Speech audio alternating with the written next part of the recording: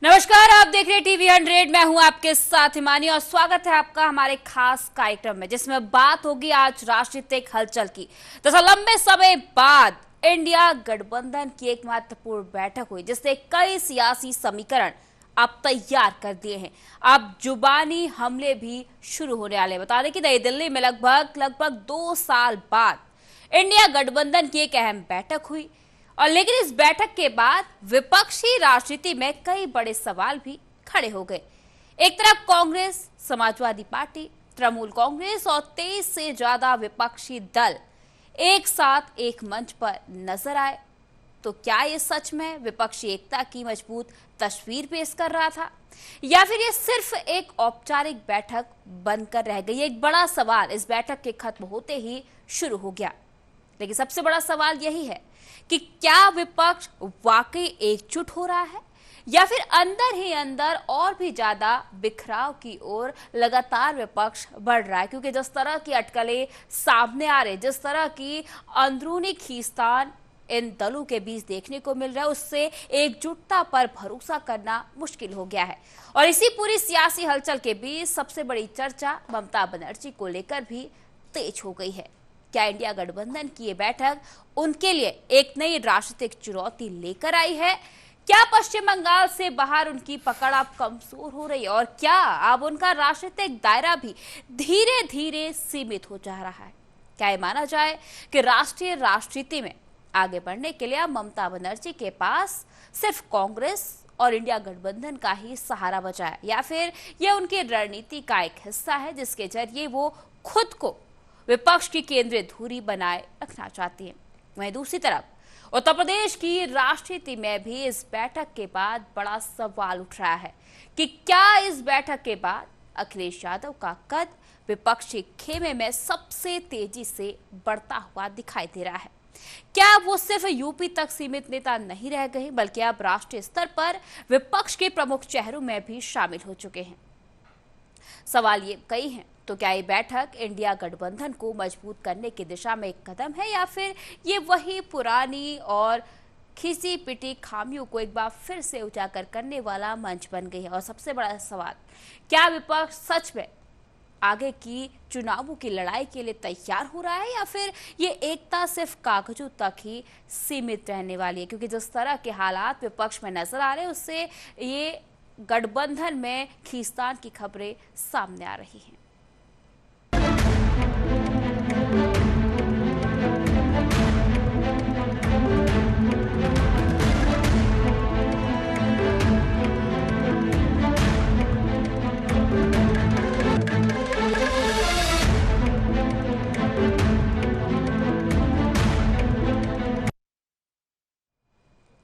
अब जब इंडिया गठबंधन की हो तो उसमें सवाल उठना लाजमी। दरअसल ये एक अहम बैठक विपक्षी एकता की तस्वीर तो दिखा रही है, लेकिन उसके पीछे कई राजनीतिक संकेत और सवाल भी गहराते जा रहे हैं।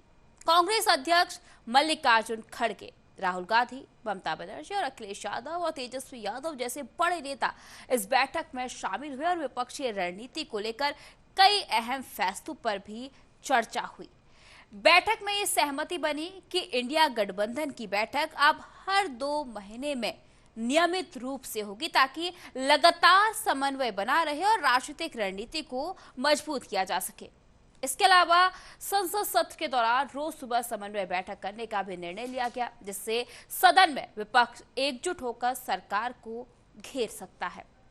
अब चुनावी रणनीति को लेकर 2029 लोकसभा चुनाव तक का एक साझा रोड मैप तैयार करने पर भी बड़ी सहमति बनी है। साथ ही वोट चोरी और चुनावी प्रक्रिया से जुड़े मुद्दों को लेकर सुप्रीम कोर्ट को पत्र भेजने पर भी एक मत होता हुआ विपक्ष नजर आया, जिसे विपक्ष लोकतांत्रिक व्यवस्था पर बड़ा सवाल भी बता रहा है। लेकिन इस पूरी बैठक के बीच एक बड़ा राजनीतिक संदेश अनुपस्थिति से भी जुड़ा हुआ सामने आया। आम आदमी पार्टी और द्रविड़ मुनेत्र कचकम यानी कि डीएमके इस बैठक में शामिल नहीं, और इन दोनों प्रमुख दलों की गैर मौजूदगी ने गठबंधन की पूर्ण एकता पर सवाल खड़े कर दिए। क्या ये सिर्फ व्यवस्था का मामला था, या फिर गठबंधन के भीतर बढ़ती दूरी और असहमति का संकेत था कि जो ये 2 दल हैं वो इस बैठक में शामिल नहीं हुए? उन्होंने इस बैठक के साथ अपनी एकजुटता नहीं दिखाई। एक तरफ जहां मंच पर विपक्षी एकजुटता की तस्वीर दिखाई दी, तो वहीं दूसरी तरफ इन प्रमुख दलों की अनुपस्थिति ने राजनीतिक समीकरणों को और भी ज्यादा जटिल बना दिया और भी ज्यादा सवाल अब खड़े कर दिए हैं। अब यही वजह है कि अब सवाल उठ रहा है कि क्या इंडिया गठबंधन वास्तव में एक मजबूत विकल्प के रूप में उभर रहा है, या फिर ये एकता सिर्फ मंच तक ही सीमित रहने वाली है। तो क्या ये बैठक विपक्ष को 2029 की लड़ाई के लिए मजबूत कर रही है, या फिर अंदरूनी मतभेद से और भी ज्यादा कमजोर कर रहे हैं? क्योंकि जिस तरह से पार्टी की अनुपस्थिति दर्ज हुई, उससे कई कयास अब इंडिया गठबंधन को लेकर नजर आए। चलिए आपको ग्राफिक्स के जरिए समझाते हैं कि आखिर इस इंडिया गठबंधन की बड़ी बैठक में क्या कुछ हुआ और क्या कुछ अहम फैसले लिए गए हैं। दरअसल खड़गे, राहुल, ममता और अखिलेश एक ही मंच पर नजर आए, जहां से एकजुटता का संदेश दिया गया। 2029 चुनाव के लिए रणनीति का रोड मैप इस बैठक में तैयार किया गया। संसद में रोज सुबह समन्वय बैठक का एक बड़ा फैसला लिया गया। वही वोट चोरी पर सुप्रीम कोर्ट को पत्र भेजने पर भी सहमति बनी है। वहीं दूसरी तरफ आप और डीएमके की गैर मौजूदगी से भी कई सवाल उठे। सवाल यह भी उठा कि क्या इंडिया गठबंधन में अब अंदरूनी दरार बढ़ रही है? क्या विपक्ष सच में एकजुट है, या सिर्फ ये दिखावे की एकजुटता है जिसे सबके सामने पेश किया जा रहा है? अब इस बैठक के बाद सबसे बड़ा जो फोकस है वो पश्चिम बंगाल की राजनीति और ममता बनर्जी पर रहा। दरअसल इंडिया गठबंधन की बैठक में उनकी मौजूदगी ने जहां एक तरफ राष्ट्रीय राजनीति में उनकी सक्रिय भूमिका को दिखाया, तो वही दूसरी तरफ उनकी अपनी पार्टी यानी कि टीएमसी के भीतर उठते तूफान ने कई गंभीर सवाल भी खड़े कर दिए। अब सूत्रों के मुताबिक तृणमूल कांग्रेस के भीतर लंबे समय से असंतोष की चर्चा तेज है। पार्टी के अंदर एक धड़े द्वारा अलग रणनीति अपनाने की बात लगातार सामने आ रही है। वहीं दिल्ली में हुई कुछ राजनीतिक बैठकों और अंदरूनी हलचलों ने इस संकट को और भी ज्यादा गहरा कर दिया है। संगठन के भीतर गुटबाजी की खबरें अब सिर्फ अटकलें नहीं बल्कि राजनीतिक चर्चा का केंद्र बन चुकी है। और इसी बीच सबसे बड़ा सवाल ये उठ रहा है कि क्या ममता बनर्जी की राजनीतिक छवि अब कमजोर पड़ रही है? क्या जिस कठोर राजनीति के लिए ममता बनर्जी जानी जाती थी, अब वो धुंधली हो रही है?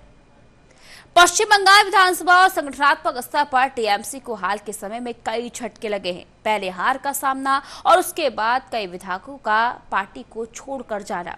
कई विधायकों और सांसदों के अलग रुख और असंतोष की खबरों ने यह संकेत दिया है कि पार्टी के भीतर सब कुछ पहले जैसा नहीं है। हाल ही में करीब 20 असंतुष्ट सांसदों की गतिविधियों और अलग रणनीति की चर्चाओं ने इस संकट को और गंभीर बना दिया है। अब सवाल सिर्फ संगठन का नहीं रह गया है, सवाल नेतृत्व का भी है। क्या ममता बनर्जी का वो मजबूत राजनीतिक चेहरा जिसने वर्षों तक पश्चिम बंगाल की राजनीति पर एक तरफा पकड़ बनाए रखी थी, अब कमजोर हो रहा है? क्या उनकी पकड़ सिर्फ राज्य तक सीमित रह गई है और राष्ट्रीय राजनीति में उनका प्रभाव धीरे धीरे घटता जा रहा है? यूं कहे कि अब क्षेत्रीय राजनीति या राज्य की राजनीति में भी अब ममता बनर्जी का कद है वो घटता हुआ नजर आ रहा है। लेकिन सबसे बड़ा राजनीतिक सवाल यही है कि क्या ममता बनर्जी के पास राष्ट्रीय राजनीति में आगे बढ़ने के लिए सिर्फ कांग्रेस और इंडिया गठबंधन का ही सहारा बचा है, या फिर ये पूरा घटनाक्रम उनकी एक नई रणनीतिक वापसी का एक छोटा सा हिस्सा है? राजनीतिक विश्लेषक इसे डिफेंसिव पोजीशनिंग बता रहे हैं, यानी आक्रामक विस्तार नहीं बल्कि अपनी स्थिति को बचाए रखने की एक छोटी सी रणनीति। तो क्या ममता बनर्जी का राजनीतिक दौर ढलान पर है? यह भी एक बड़ा सवाल है।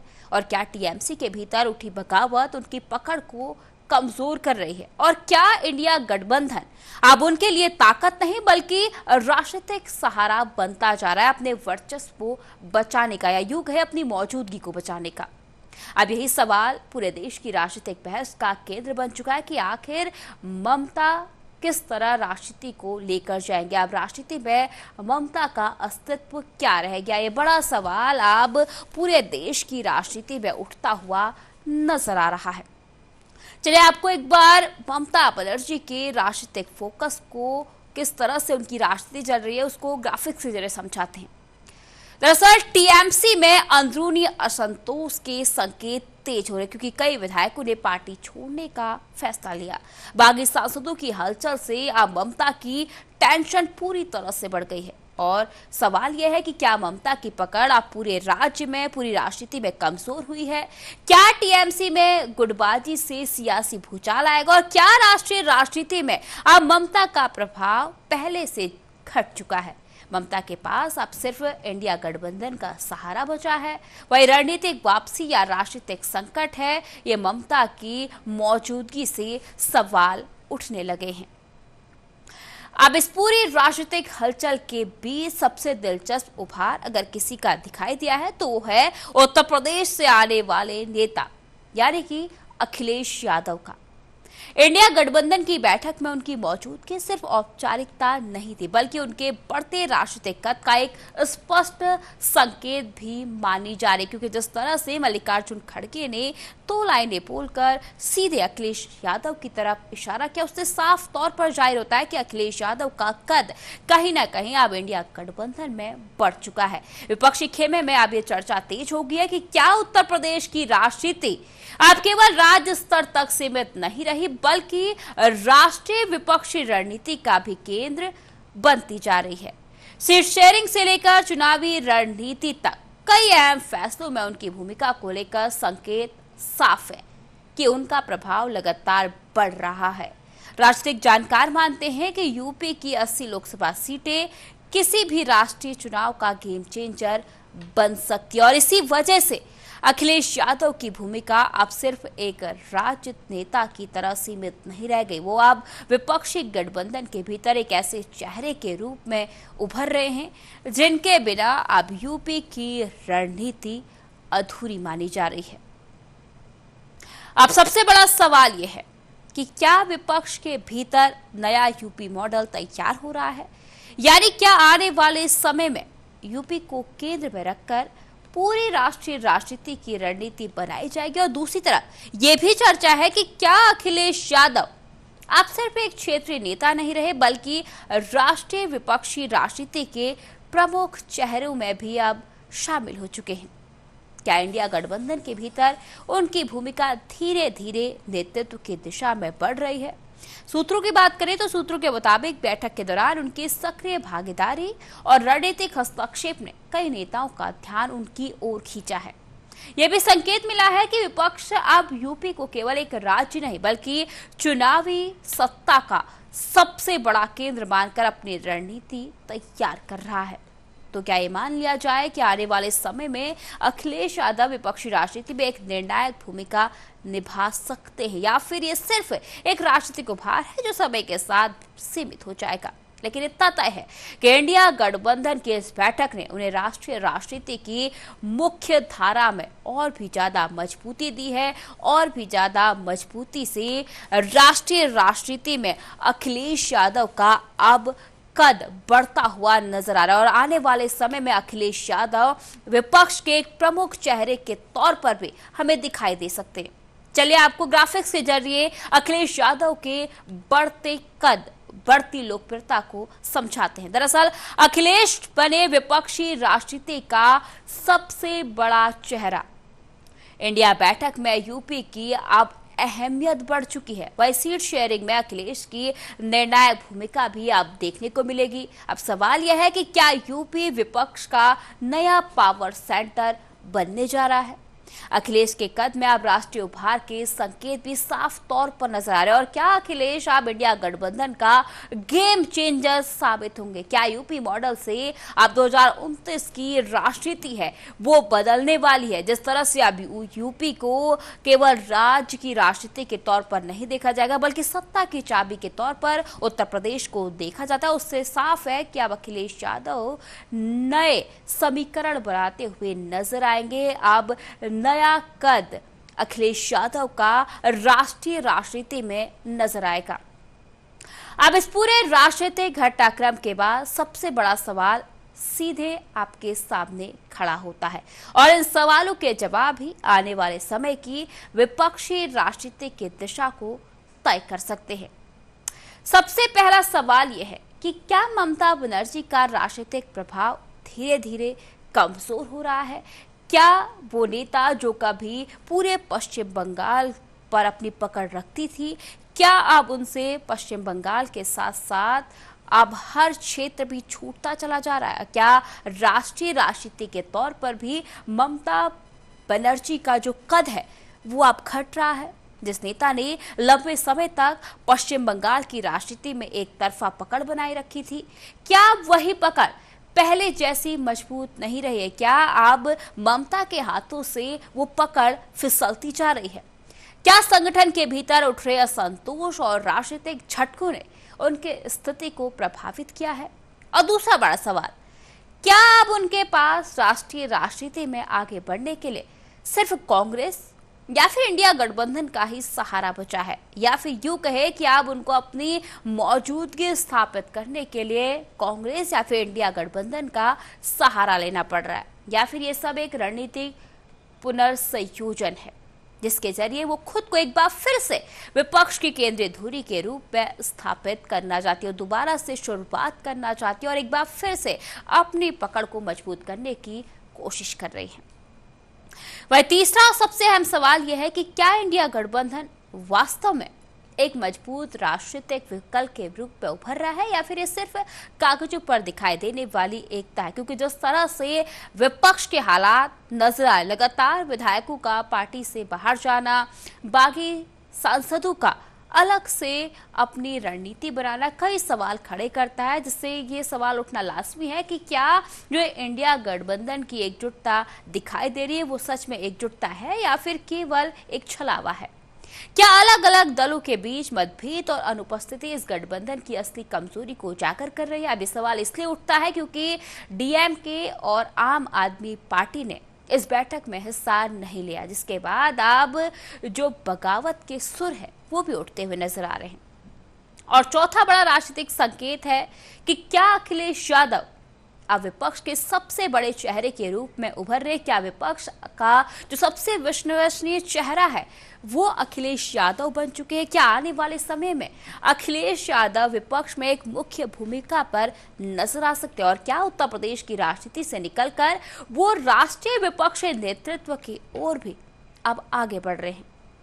तो आज की इस बैठक ने साफ तौर पर कुछ जवाब देने के बजाय कई नए सवाल और कई बड़े सवाल और अटकलों का एक बड़ा पहाड़ खड़ा कर दिया। और यही सवाल अब 2029 की राजनीति की दिशा, समीकरण और सत्ता संघर्ष को तय करने वाले हैं, क्योंकि जिस तरह से इस बैठक में अनुपस्थिति पर सवाल उठा और साथ ही साथ कई सांसदों की गैर मौजूदगी ने भी कई अटकलों को हवा दे दी है, कई सवाल और कई मतभेदों की जो हवा उड़ रही थी उसको सही साबित किया है। अब इसी के बीच इस बैठक के बाद कई सवाल भी शुरू होते हुए नजर आए, कई सवाल अब उठते हुए देश की राजनीति में नजर आ रहे हैं कि किस तरह से इंडिया गठबंधन की एकजुटता है वो अब देश की राजनीति में असर डालते। चलिए आपको ग्राफिक्स के जरिए कुछ सवालों से रूबरू कराते हैं जो इस बैठक के बाद उठते हुए नजर आ रहे हैं। दरअसल ममता बनर्जी की सियासी ताकत पर अब बड़ा सवाल इस बैठक के बाद उठता हुआ नजर आ रहा है। क्या टीएमसी सुप्रीमो का प्रभाव अब पूरे देश की राजनीति में कमजोर हो रहा है? क्या ममता के पास सिर्फ इंडिया गठबंधन का सहारा है और क्या विपक्ष वाकई एक मजबूत विकल्प बन रहा है?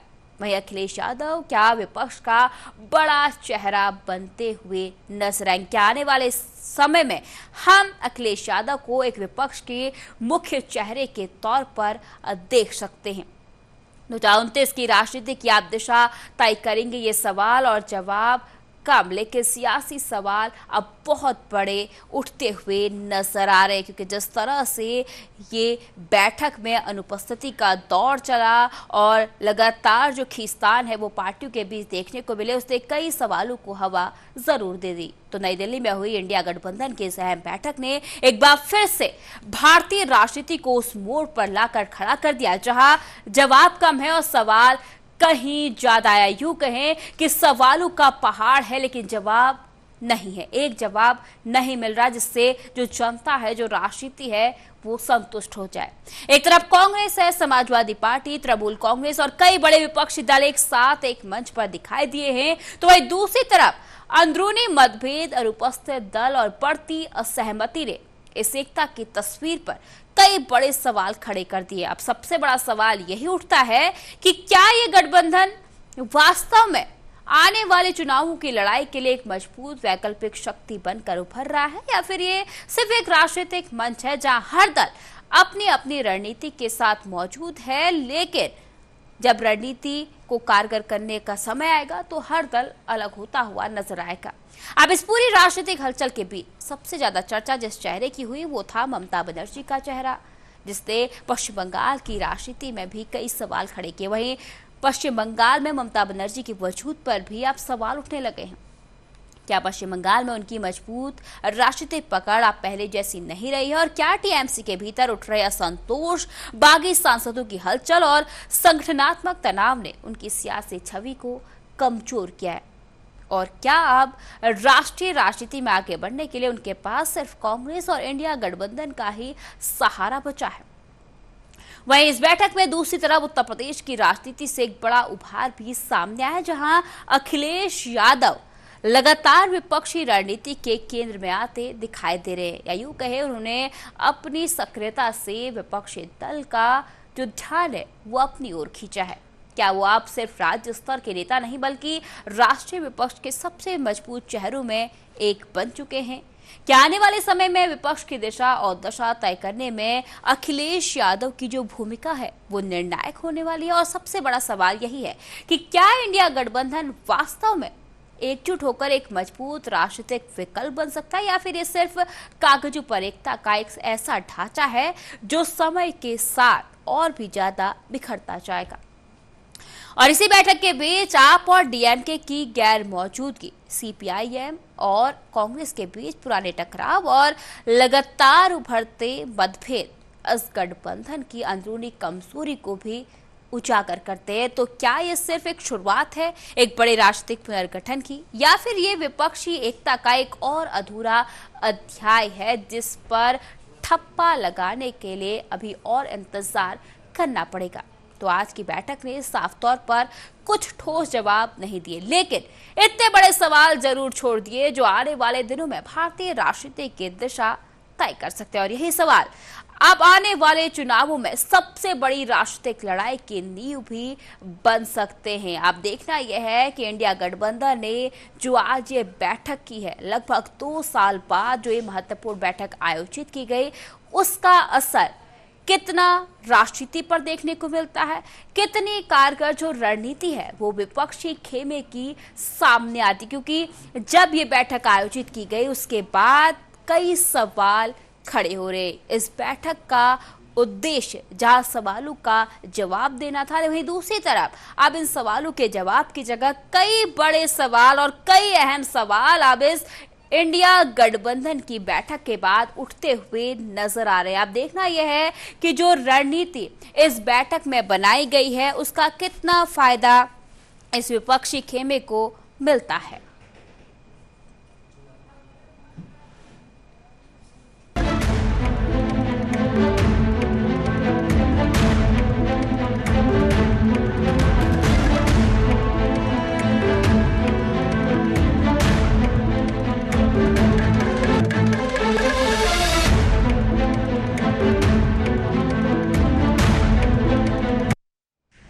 तो इंडिया गठबंधन की इस बैठक के बाद साफ तौर पर जो सवालों का पहाड़ है वो पहले से ज्यादा बढ़ गया। कई अटकलों का बाजार अब गर्म होता हुआ नजर आ रहा है। अब देखना यह है कि इस सवालों का जवाब कब तक मिल पाता है और विपक्ष की जो रणनीति है वो किस तरह से विपक्ष के लिए फायदेमंद साबित होती है। चलिए फिलहाल के लिए आज की पेशकश में इतना ही। जल्द लौटेंगे एक और नए मुद्दे के साथ, लेकिन फिलहाल के लिए आज के कार्यक्रम में दीजिए इजाजत। नमस्कार।